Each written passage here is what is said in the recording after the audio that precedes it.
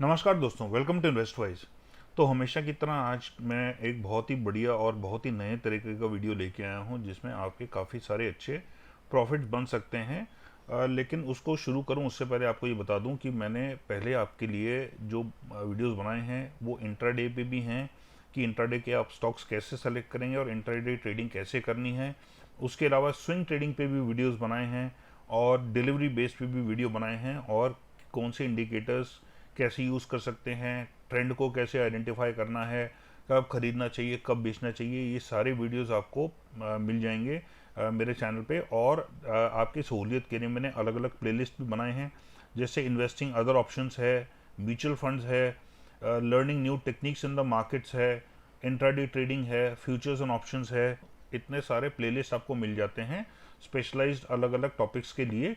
तो आपका जो टॉपिक एरिया ऑफ इंटरेस्ट है या जिसके बारे में आप सीखना चाहते हैं, आप उस प्लेलिस्ट में जाके सीख सकते हैं। और सबसे ज़्यादा आपको जो काम के वीडियोस मिलेंगे वो इस प्लेलिस्ट में मिलेंगे, learning new techniques in the markets. और बाकी अगर आप म्यूचुअल फंड्स में इंटरेस्ट रखते हैं तो आप म्यूचुअल फंड्स का भी वीडियो देख सकते हैं उसके। और फ्यूचर्स एंड ऑप्शंस में अगर आप ट्रेडिंग करते हैं तो इसके वीडियोस भी आप देख सकते हैं। लेकिन आज मैं आपके लिए जो वीडियो लेके आया हूँ वो खास इस तरह से है कि ये दोनों के बेस्ट वर्ल्ड्स को कंबाइन करता है। It combines best of both worlds. और ये जो वीडियो है ये है BTST पे या STBT पे। तो BTST होता है बाय टुडे सेल टुमारो और STBT होता है सेल टुडे बाय टुमारो। तो चलिए वीडियो को शुरू करते हैं। तो ये हो गया जी BTST by today sell tomorrow. इसमें स्टॉक तब लिया जाता है जब नीचे हो और इसके ऊपर जाने के चांसेस हों। तो हम इसको आज खरीदेंगे और कल बेचेंगे। और इसके जो फ़ायदा है वो मैं आपको थोड़ी देर में बताऊंगा कि इसका सबसे बड़ा फ़ायदा क्या होता है। और दूसरा है STBT यानी कि सेल टुडे बाय टुमारो। तो जो स्टॉक नीचे जाने वाला हो, जिसमें गिरावट दिख रही हो, उसको हम आज ही बेच देंगे और हम इसको कल उठाएंगे नीचे के रेट पे। तो इन दोनों में मेनली जो ये किया जाता है BT और ST और STBT, वो उन स्टॉक्स में किया जाता है जो फ्यूचर्स एंड ऑप्शंस में भी अवेलेबल हों। लेकिन अगर आप उसको डिलीवरी बेसिस पे BTST करना चाहते हैं तो आप कर सकते हैं, यानी कि आपने आज खरीदा और कल बेचा। सर उसमें एक रिस्क ये रहेगा कि क्योंकि आपके पास अगले दिन तक डिलीवरी नहीं आई होगी, क्योंकि डिलीवरी आती है T+2 के बाद। तो आपके पास अगले दिन डिलीवरी नहीं होगी तो ऑक्शन होने का चांस रह सकता है, यानी कि अगर आपको पीछे से डिलीवरी नहीं मिली तो आप आगे भी दे नहीं पाएंगे। तो यहाँ पे ऑक्शन हो सकता है। तो ये एक रिस्क रहेगा जो कि फीचर्स में नहीं रहता, क्योंकि फीचर्स में फिजिकल डिलीवरी में ट्रेडिंग नहीं होती है। तो आप बस फीचर्स आप आज लेंगे और कल बेच देंगे, ये सबसे बड़ा फ़ायदा है। लेकिन अगर आप रिस्क लेने को तैयार हैं तो BTSC आप डिलीवरी वाले स्टॉक्स यानी कि नॉन फीचर्स एंड ऑप्शंस वाले स्टॉक्स पे भी कर सकते हैं, लेकिन मैं ऐसा सजेस्ट नहीं करूँगा। और दूसरी बात ये कि STBT जो है ये फ्यूचर्स वाले स्टॉक्स पे ही होना चाहिए। लेकिन इसमें आप क्या कर सकते हैं, अगर आपके पास डिलीवरी नहीं है तो आप STBT नहीं कर सकते, आप सिर्फ इंट्राडे में कर सकते हैं। क्योंकि इंट्राडे में आप सुबह बेचेंगे और शाम को खरीद लेंगे, यानी कि मार्केट क्लोजिंग से पहले आप खरीद लेंगे उसको कम रेट पे। आपने 100 पे बेचा, 90 पे खरीद लेंगे या 95 पे खरीद लेंगे, तो ऐसे फ़ायदा होगा। लेकिन अगर आपके पास ये स्टॉक डिलीवरी में पड़ा हुआ है और आप इसको फ़िलहाल बेचना नहीं चाहते हैं, आप इसको चाहते हैं रखना, लेकिन क्योंकि ये नीचे जा रहा है तो आप थोड़ा सा उससे पैसा कमाना चाहते हैं, तो आप इसका STBT कर सकते हैं। उसमें आप आज बेच देंगे और जब ये कल नीचे जाएगा तो कल नीचे उठा लेंगे। तो यहाँ पे भी थोड़ा सा प्रॉफिट ऐसे स्टॉक्स में कमाया जा सकता है। तो अब मैं इसको आपको पूरा का पूरा जो साइकोलॉजी है और टेक्निक है वो बताऊंगा कि कैसे करते हैं। तो इस वीडियो का अगर आप ज़्यादा से ज़्यादा फ़ायदा उठाना चाहते हैं तो इस वीडियो को अंत तक देखिएगा, ताकि आपको पूरा ढंग से समझ में आ जाए और आप इसका बहुत बढ़िया से फ़ायदा उठा सकें। वीडियो शुरू करें उससे पहले आपको मैं बता दूं कि मेरा ईमेल आईडी है investwise0070@gmail.com। तो अगर आप अपने ब्रोकर के पास बहुत ही हाई ब्रोकरेज रेट दे रहे हैं, या आप अपनी ब्रोकर की सर्विसेज से सेटिस्फाइड नहीं हैं, या आपको कोई ये बताने वाला नहीं है कि आप कौन सा स्टॉक कब खरीदें कब बेचें, और उसकी वजह से आपके या तो नुकसान होते हैं, लॉसेज होते हैं स्टॉक ट्रेडिंग में या स्टॉक इन्वेस्टिंग में, या आप उतने ज़्यादा प्रॉफिट नहीं कमा पाते जो इक्विटी मार्केट्स के हिसाब से आपको कमाने चाहिए, तो आप मुझे इस ईमेल एड्रेस पे लिख सकते हैं। मैं आपकी काफ़ी मदद कर सकता हूँ अच्छे प्रॉफिट कमाने में। और अगर आप मेरे टेलीग्राम चैनल के मेंबर अभी तक नहीं हैं या मुझे ट्विटर पे फॉलो नहीं करते हैं तो दोनों के लिंक्स डिस्क्रिप्शन में दिए हुए हैं, आप वहाँ पे क्लिक करके मेरे साथ जुड़ सकते हैं। और अगर आपको वीडियो पसंद आए और इन्फॉर्मेटिव लगे तो इसको लाइक और शेयर करना मत भूलिएगा। और अगर आप चैनल के सब्सक्राइबर अभी तक नहीं हैं तो सब्सक्राइब कीजिए और बेल नोटिफिकेशन प्रेस करते समय ऑल सेलेक्ट करना मत भूलिएगा, नहीं तो आपको सारे वीडियोस के नोटिफिकेशन नहीं मिलेंगे। तो सबसे पहले बात करते हैं BTST की। तो यहाँ मैंने एक स्टॉक चुना है बालकृष्णा इंडस्ट्रीज़। अब ये स्टॉक कैसे चुना और उसके बाद क्या करना है वो मैं आपको बताऊंगा, लेकिन अभी सिर्फ आपको मैं एग्जांपल दिखा रहा हूँ कि हमने किस स्टॉक में BTST किया। तो ये स्टॉक जो है आप देख सकते हैं कि इसका यहाँ से लेकर ही अप ट्रेंड आपको साफ दिखाई दे रहा है और इसमें कुछ खास सेलिंग आई नहीं और ये अप ट्रेंड जो था ये बरकरार था।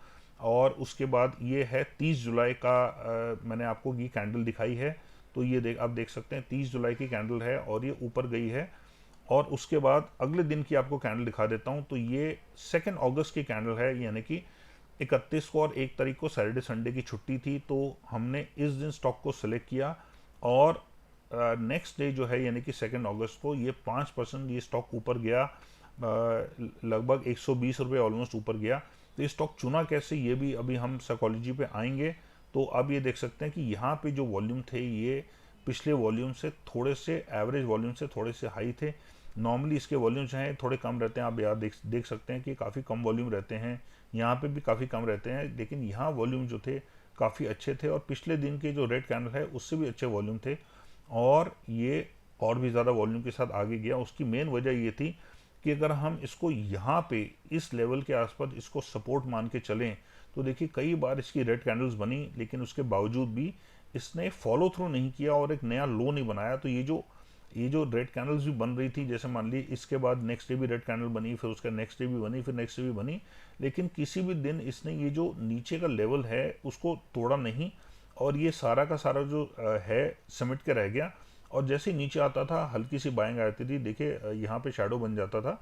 तो ये जो सेलिंग थी वो इतनी स्ट्रांग नहीं थी कि एक नया लो बना पाए और स्टॉक को नीचे खींच के ले जाए। और देखिए जैसे ही थोड़ा सा स्टॉक नीचे आता था तुरंत एक ग्रीन कैंडल बन जाती थी। तो ये एक एविडेंस था, एक सबूत था कि इसमें अभी तक बाइंग ख़त्म नहीं हुई है और ये शायद और ऊपर ले जाना चाहते हैं।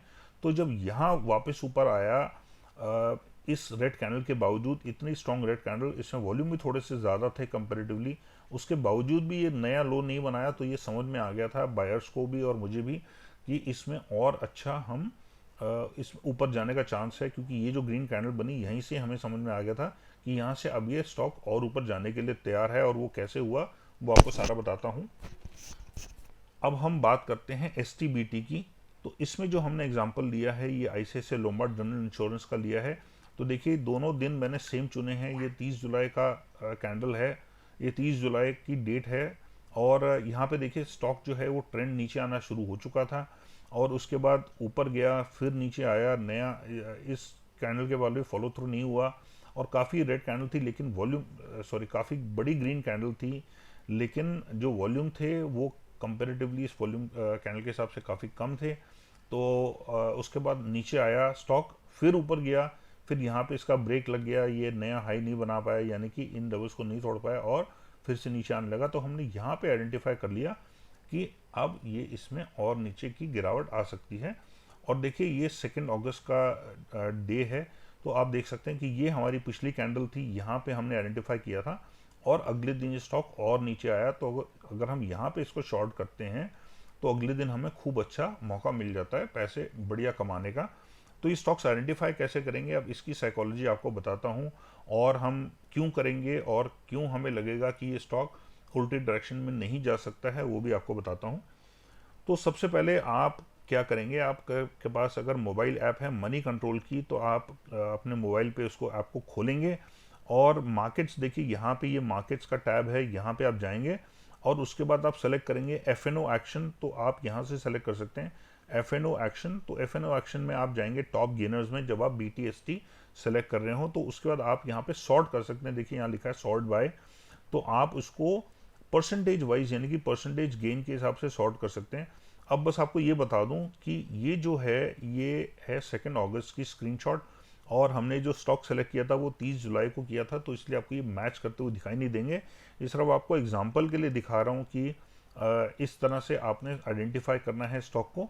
तो आप यहाँ से मैच करेंगे, लेकिन ऐसा नहीं है कि जिसका सबसे बड़ा गेन था वो आप डिफ़ॉल्ट ले लेंगे कि हमने इसी में BTST करना है या नेक्स्ट में करना है। उसकी वजह ये है कि हो सकता है ये ड्यूरिंग द डे ये 20% ऊपर गया हो लेकिन अभी 12% रह गया, या ये और ऊपर गया था लेकिन अभी सिर्फ 10.5% रह गया, या ये 10% ऊपर गया था लेकिन ये अभी 7.7% रह गया। ऐसा नहीं करना है। इसका भी मैं आपको लॉजिक बता देता हूँ। तो देखिए बालकृष्ण इंडस्ट्री में अब मैंने इसको आपको 1 आवर चार्ट आपको दिखा रहा हूँ।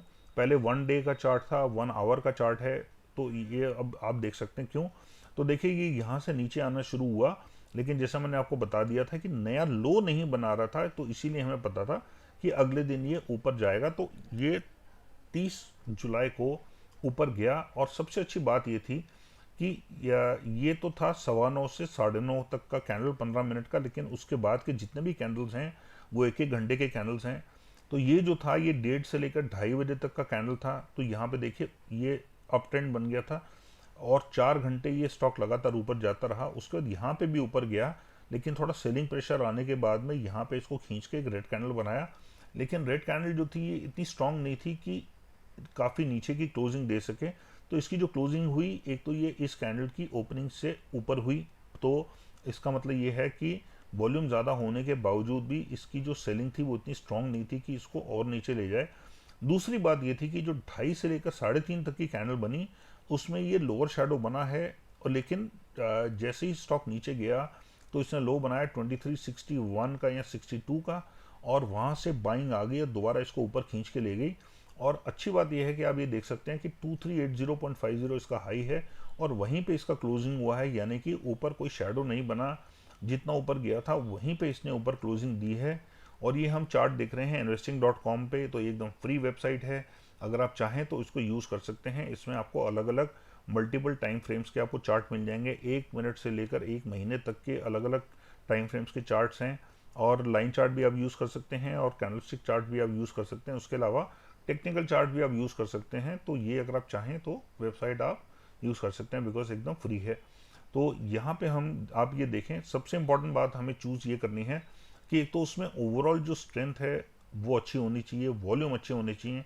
क्योंकि वॉल्यूम अच्छे का मतलब ये है कि इसमें बाइंग इंटरेस्ट बहुत ज़्यादा था, काफ़ी ज़्यादा बायर्स उस स्टॉक को उठा रहे थे। तो बाइंग इंटरेस्ट काफ़ी ज़्यादा होने का मतलब ये है कि अगले दिन भी चांसेस हैं ये स्टॉक और ऊपर जा सकता है। और सबसे इम्पॉर्टेंट बात जो मैं आपको 1 आवर का चार्ट दिखा रहा हूँ उसका पर्पस ये है कि हमें ये देखना है कि आखिरी 1 घंटे में इस स्टॉक ने क्या किया, क्या इसने अपना अप ट्रेंड कंटिन्यू किया कि नहीं किया।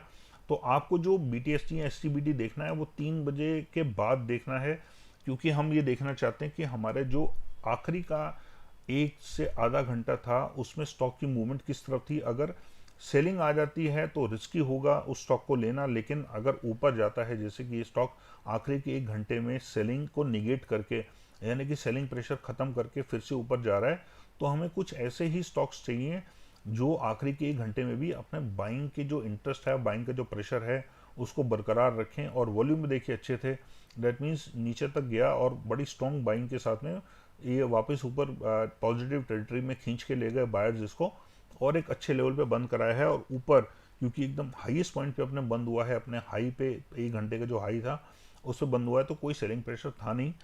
और उसके बाद हम देखें तो अगले दिन ये गैप अप खुला और काफ़ी स्ट्रॉन्ग इसमें मूवमेंट आई, लगभग 5% की। तो जिसने भी ये स्टॉक इस टाइम पे खरीद लिया होगा BTST में, उसने बहुत ज़बरदस्त अगले दिन प्रॉफिट बनाए होंगे, लगभग 5% के। और इनफैक्ट अगर आप देखें तो 2437 पे बंद हुआ है, जबकि ऑलमोस्ट 2450 तक गया।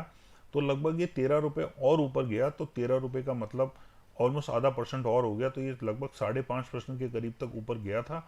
तो और भी थोड़ा सा बेनिफिट हो सकता था अगर कोई अच्छे ऊपर के लेवल पे बेच पाता तो ये बेनिफिट होता है। और सबसे बड़ा जो मैंने आपको एक बात बोला था कि मैं बताऊंगा, वो ये है कि BTST में एक बहुत बड़ी अपॉर्चुनिटी होती है कि अगर कोई स्टॉक BTST में गैप अप खुल रहा है, यानी कि ये क्लोजिंग और अगले दिन की ओपनिंग में अगर गैप है, जैसे कि यहाँ पे आप गैप देख सकते हैं, तो ये एक बहुत बड़ा फ़ायदा होता है कि आपको ओपनिंग में ही कुछ प्रॉफिट मिल जाता है बिना कुछ किए। बस आपको ओवरनाइट पोजीशन होल्ड करनी है, और अगले दिन अगर गैप अप खुला तो वो प्रॉफिट तो बिना कुछ किए, बिना किसी रिस्क के आपका हो सकता है।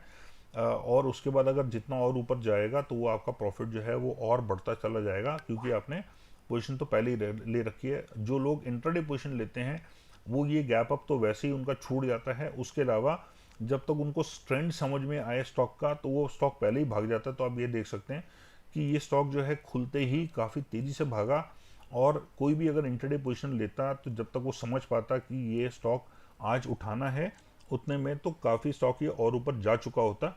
तो ये जो मूवमेंट है इसकी मिस हो जाती, और उसके बाद में वो जो है कंपैरेटिवली थोड़ा कम परसेंटेज कमा पाता, लेकिन क्योंकि जिसने पहले से लिया हुआ है उसका जो प्रॉफिट है वो सारा का सारा बन जाता है, और काफ़ी अच्छे प्रॉफिट कमाने का इस तरह से मौका मिलता है। तो ये तो हो गया BTST। अब मैं आपको बताता हूँ कि STBT कैसे करना है। तो वही सेम मार्केट्स में जाएंगे, FNO एक्शन में जाएंगे, और इस बार टॉप गेनर्स की जगह टॉप लूजर्स सेलेक्ट करेंगे। तो यहाँ पे आप सॉर्ट करेंगे, और ये असेंडिंग ऑर्डर या डिसेंडिंग ऑर्डर जिस तरह भी आप बोलना चाहें उसमें आ जाएगा। तो यहाँ पे आपको एक एक स्टॉक का चार्ट देखना होगा, वही 3 बजे के बाद। तो आप 3 बजे के बाद देखेंगे तो सबसे ऊपर जैसे ये दिखा रहा है, फिर जो भी स्टॉक दिखाएगा, फिर ये तो आपको एक एक करके इनके चार्ट देखने होंगे। और वो चार्ट जो है वो आप जैसे यहाँ पे हमने खोला 1 आवर चार्ट, तो ICICI लोम्बार्ड हो गया। तो यहाँ पे आप देखें कि इंपॉर्टेंट बात ये देखिए, स्टॉक मैंने क्यों सिलेक्ट किया था, क्योंकि लगभग 23 जुलाई या 22 जुलाई को इसके रिजल्ट्स थे। तो रिजल्ट का इम्पैक्ट था, ये इनफैक्ट 22 जुलाई के आसपास रिजल्ट थे, तो रिजल्ट का इम्पैक्ट था जिसकी वजह से अगले दिन गैप डाउन खुला। और उसके बाद 23 जुलाई से लेकर 30 जुलाई तक लगभग एक हफ्ते के बावजूद, एक हफ्ते बाद के बावजूद भी ये स्टॉक अपने इस हाई को क्रॉस नहीं कर पाया। वो भी आपको भी दिखा देता हूँ। तो ये एक परफेक्ट कैंडिडेट था शॉर्ट करने के लिए। अब आप ये देखें, ये मैंने आपके लिए सेलेक्ट किया है, तो मैंने यहाँ इसका हाई जो था प्लॉट कर लिया। अब आप किसी भी दिन देखें, इसका शैडो तो बना, लेकिन जो क्लोजिंग हुई है किसी भी दिन इस पॉइंट से ऊपर की क्लोजिंग नहीं हुई है। तो इससे पता लगता था कि यहाँ पे आते ही अगर स्टॉक ऊपर जाता भी है तो यहाँ आते ही इसमें सेलिंग और क्या प्रेशर और वीकनेस आ जाती है, और ये वापस नीचे जाने लगता है। और हम ये सभी जानते हैं कि अगर स्टॉक नीचे नहीं जा पाए तो नीचे नहीं जा पाएगा तो ऊपर जाएगा, और अगर ऊपर नहीं जा पाएगा तो उसका बाकी का रास्ता जो है वो नीचे ही है। तो यहाँ पे हमें साफ पता लग गया कि स्टॉक में ऊपर जाने का दम इस समय है नहीं, वीकनेस आ जाती है जैसे ही ऊपर जाता है। तो उसके बाद नेक्स्ट जो ऑप्शन बचा वो नीचे का ही बचा, तो ये नीचे आता गया। अब आप देख सकते हैं कि ये वापस इस लेवल को टच करके वापस नीचे आ रहा था। तो यहाँ पे अगर हम देखें तो ये देखिए नीचे ये बहुत ही कम इसका वो बना था शैडो, जिसकी वजह से जो इसकी रिकवरी हुई थी वो नीचे गया था 72.55 तक, और ऑलमोस्ट 4 रुपये से थोड़ा कम इसने रिकवरी की, जो कि ऑलमोस्ट 1500 रुपये के स्टॉक के लिए बहुत ही कम है।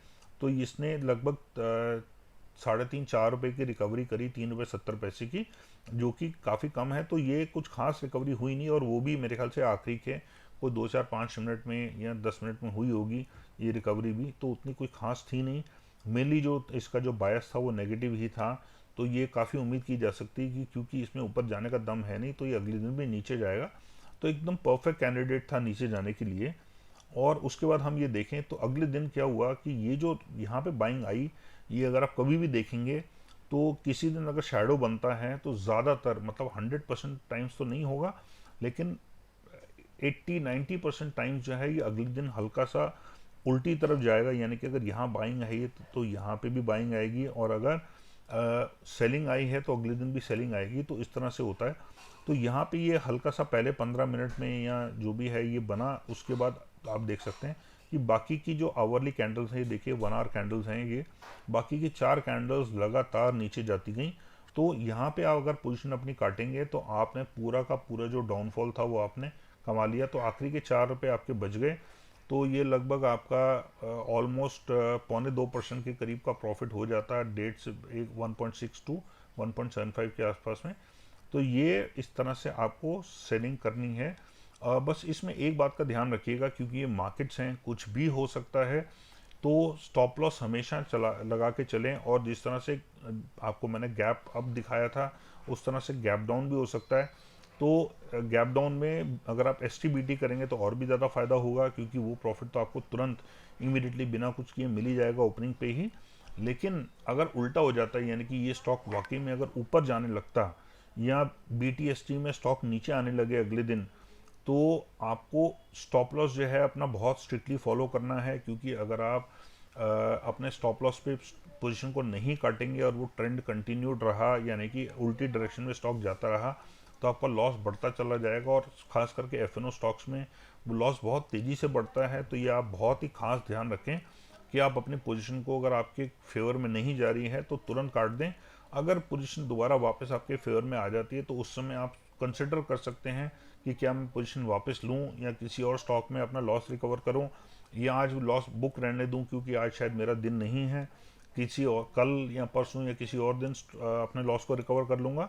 लेकिन उस स्टॉक को उस समय काटना बहुत ज़रूरी है। फिर चाहे आप अगला एक्शन कोई भी लें, लेकिन सोच समझ के ठंडे दिमाग से लीजिएगा, ताकि आप अपने लॉस को और ज़्यादा बढ़ा ना दें। क्योंकि कई बार जब इंसान गर्मी में होता है तो एक गलती करने के बाद में वो ना चाहते हुए भी दूसरी गलती कर देता है, तो वो ना करें, ताकि आप ओवर ट्रेडिंग करके अपने लॉस को ना बढ़ाएं, जो कि कई बार गलती ऐसी लोग कर जाते हैं। तो ये था हमारा वीडियो। आई होप आपको वीडियो पसंद आया होगा और आपने कुछ सीखा होगा इससे। तो अगर आपको पसंद आया तो इसको लाइक और शेयर कीजिएगा, और अगर आप सब्सक्राइबर नहीं हैं तो सब्सक्राइब करके बेल नोटिफिकेशन प्रेस करें और ऑल सेलेक्ट करें, ताकि आपको आगे के वीडियोज़ भी मिलते रहें। Thank you so much for watching and take care and God bless.